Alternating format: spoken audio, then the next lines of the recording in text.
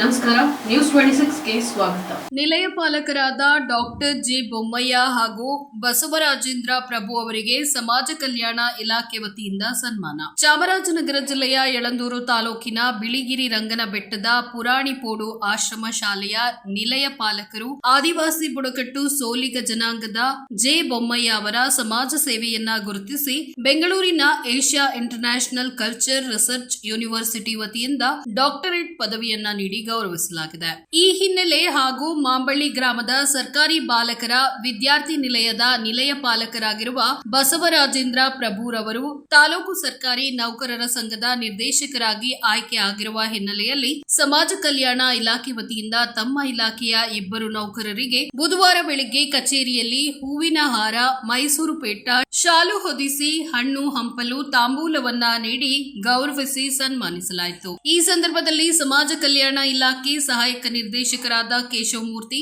ನಿಲಯ ಪಾಲಕರಾದ M Nagaraju, C Suresh, ವಿಜಯ ಹಾಗೂ ಕಚೇರಿ ಸಿಬ್ಬಂದಿಗಳಾದ ಪ್ರಜ್ವಲ್ ನಾಯಕ್, ಪದ್ಮಾ, ಪುಷ್ಪಾವತಿ ಮುಂತಾದವರು ಹಾಜರಿದ್ದರು. ವರದಿ ಎಸ್ ಪುಟ್ಟಸ್ವಾಮಿ ಹೊನ್ನೂರು, ನ್ಯೂಸ್ 26 ಕನ್ನಡ, ಚಾಮರಾಜನಗರ.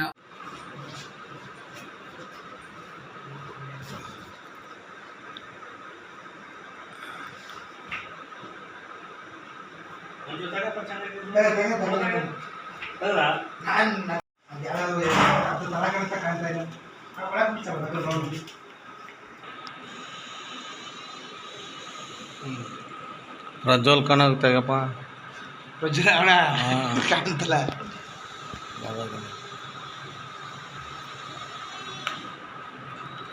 ಇನ್ನಷ್ಟು ಸುದ್ದಿಗಾಗಿ ನೋಡ್ತಾ ಇರಿ ನ್ಯೂಸ್ 26 ಕನ್ನಡ. ನಾವು ನಿಮ್ಮೊಂದಿಗೆ.